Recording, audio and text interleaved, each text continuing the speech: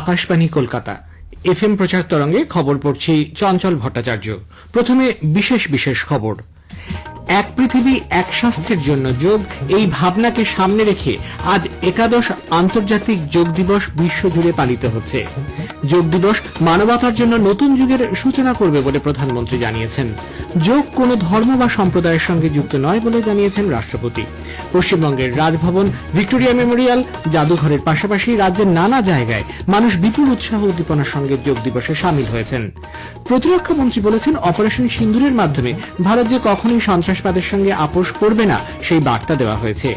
ইরানে আটক আরো 517 জন তুর্কমেনিস্তান থেকে আজ দেশে ফিরেছেন। ইরান জানিয়েছে, ইসরায়েল আক্রমণ বন্ধ না করলে তারা পারমাণবিক কর্মসূচি নিয়ে কোনো আলোচনা করবে না। আসছে বিস্তারিত খবরে। গোটা বিশ্বে একাদশ যোগ দিবস আজ যথাযথ উৎসাহ উদ্দীপনার সঙ্গে পালিত হচ্ছে।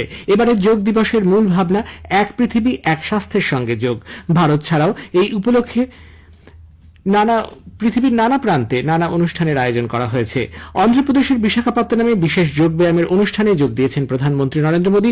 তার সঙ্গে ছিলেন কেন্দ্রের স্বাস্থ্য প্রতিমন্ত্রী প্রতাপ রাও যাদব, অন্ধ্রপ্রদেশের মুখ্যমন্ত্রী এন চন্দ্রবাবু নাইডু।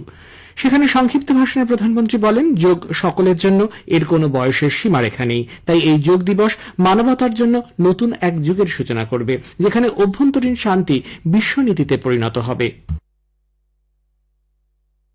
दुर्भाग्य से आज पूरी दुनिया किसी न किसी तनाव से गुजर रही, कितने ही क्षेत्रों में अशांति और अस्थिरता बढ़ रही है। ऐसे में योग से हमें शांति की दिशा मिलती है। Yoga is the pause button that humanity needs to breathe, to balance, to become whole again. मैं विश्व समुदाय से आज के इस महत्वपूर्ण अवसर पर एक आग्रह करूंगा, let this yoga day mark the beginning of yoga for humanity 2.0, where inner peace becomes global policy. রাষ্ট্রপতি দ্রৌপদী মুর্মু উত্তরাখণ্ডের দেরাদুনে একাদশ যোগ দিবস পালনে অংশ নেন। উপস্থিত ছিলেন সে রাজ্যের রাজ্যপাল গুরমিত সিং। রাষ্ট্রপতি দেশবাসীকে যোগ দিবসের শুভেচ্ছা জানিয়ে বলেন, যোগ কোনো ধর্ম বা সম্প্রদায়ের সঙ্গে যুক্ত নয়, যোগ সুস্থ জীবনযাপনের চাবিকাঠি।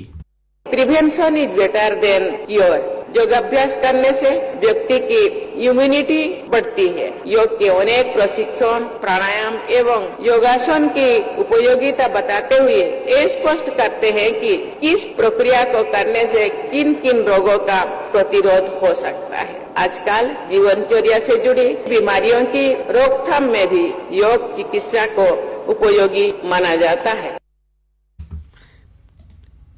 সে রাজ্যের গ্রীষ্মকালীন রাজধানী ভারাসি রায়সাইনে মূল অনুষ্ঠানটি আয়োজন করা হয়।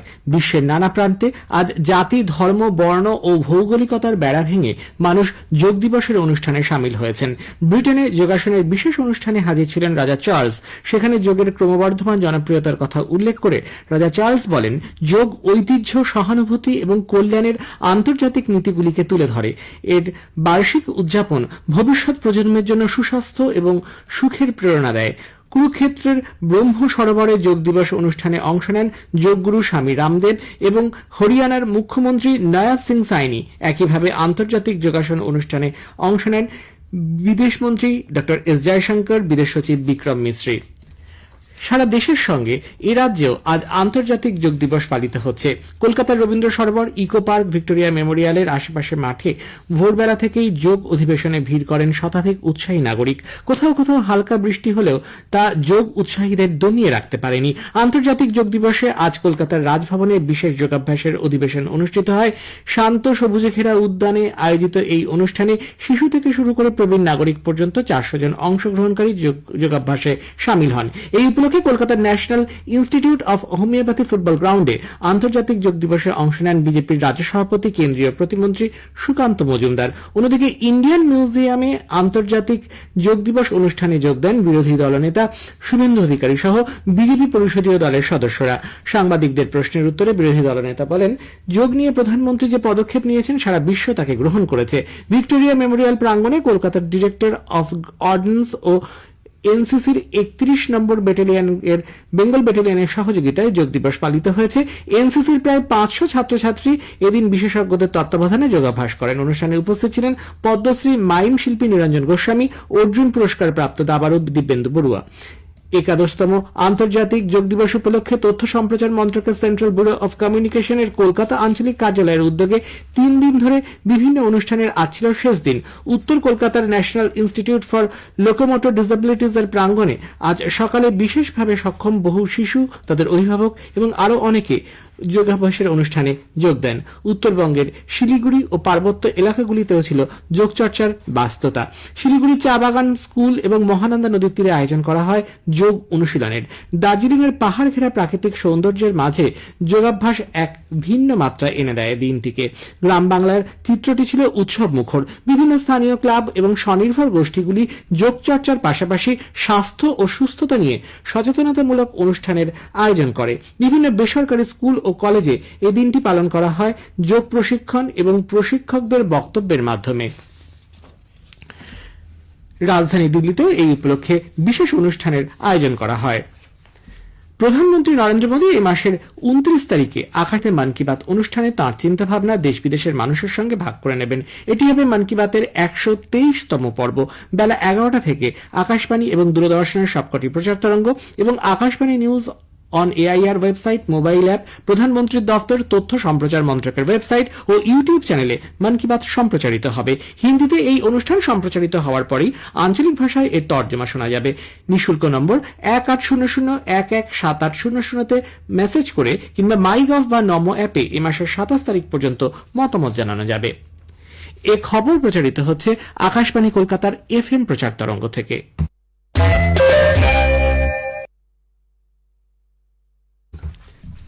আমাদের সংবাদ শোনা যাবে ইউটিউব চ্যানেল আকাশবাণী সংবাদ বাংলা, ফেসবুক ও ইনস্টাগ্রাম আকাশবাণী সংবাদ, এক্স হ্যান্ডেল এআইআর নিউজ কলকাতাতে। প্রতিরক্ষা মন্ত্রী বার্তা দিয়েছে, ভারত আর কখনোই সন্ত্রাসবাদের শিকার হবে না। যথাযথ শক্তি নিয়ে এ ধরনের তৎপরতাকে প্রতিহত করা হবে। তিনি গতকাল জম্মু কাশ্মীরের উধমপুরের নর্দার্ন কমান্ডের সেনা জওয়ানদের সঙ্গে এক অনুষ্ঠানে মতবিনিময় করছিলেন। যে দক্ষতা, নির্ভুল নিশানা, সাহসিকতা ও সমন্বয়ের মাধ্যমে সশস্ত্র বাহিনী, গোয়েন্দা সংস্থা, পাকিস্তান এবং পাক অধিকৃত কাশ্মীরে জঙ্গি ঘাঁটিগুলোকে ধ্বংস করা হয়েছে তার ভূয়সী প্রশংসা করেন তিনি। জোর দিয়ে বলেন, অপারেশন সিঁদুর শুধুমাত্র এক সামরিক অভিযান ছিল না, সীমান্ত পারে সন্ত্রাসবাদী ও যারা তাকে মদত দিচ্ছে তাদের সামনে এই অভিযান ছিল এক সতর্কবার্তা। পশ্চিম এশিয়ার যুদ্ধ আবহে তুর্কমেনিস্তানের আজগাবাদ থেকে আজ ভোররাতে একটি বিশেষ বিমান ভারতীয় নাগরিকদের নিয়ে নতুন দিল্লিতে এসে পৌঁছেছে। এই নিয়ে অপারেশন সিন্ধু অভিযানের আওতায় 517 জন ভারতীয় নাগরিককে ইরান থেকে ফেরানো হলো। উল্লেখ্য, গতরাতে 290 জন ভারতীয় নাগরিককে নিয়ে আরেকটি বিমান নতুন দিল্লিতে এসে পৌঁছায়। ইসরায়েলের আক্রমণ চলাকালীন ইরান তাদের ভবিষ্যৎ পারমাণবিক কর্মসূচি নিয়ে কোন রকমের আলোচনা করবে না বলে জানিয়েছে। গতকাল জেনিভায় ইরানের বিদেশমন্ত্রী ফ্রান্স, জার্মানি, ব্রিটেন এবং ইউরোপীয় ইউনিয়নের বিদেশমন্ত্রীদের সঙ্গে পারমাণবিক বিষয় নিয়ে আলোচনার পর এই মন্তব্য করেন। এদিকে রাষ্ট্রসংঘের মহাসচিব আন্তোনিও গুতেরেস নিরাপত্তা পরিষদের সভায় বিস্তারিত আলোচনা করেন। ভবিষ্যৎ বিশ্ব নিরাপত্তাকে নিশ্চিত করতে তিনি অবিলম্বে উভয় পক্ষের মধ্যে উত্তেজনা প্রশমনের আর্জি জানিয়েছেন।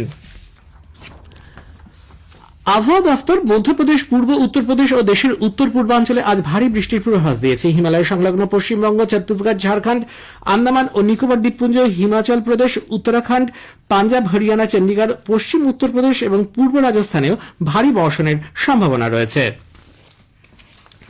ইংল্যান্ডের হেডিংলে লিডসের অ্যান্ডারসন তেন্ডুলকর ট্রফির প্রথম টেস্টে আজ ভারত ইংল্যান্ডের বিরুদ্ধে 359 রান ও 7 উইকেট হাতে নিয়ে খেলতে নামবে।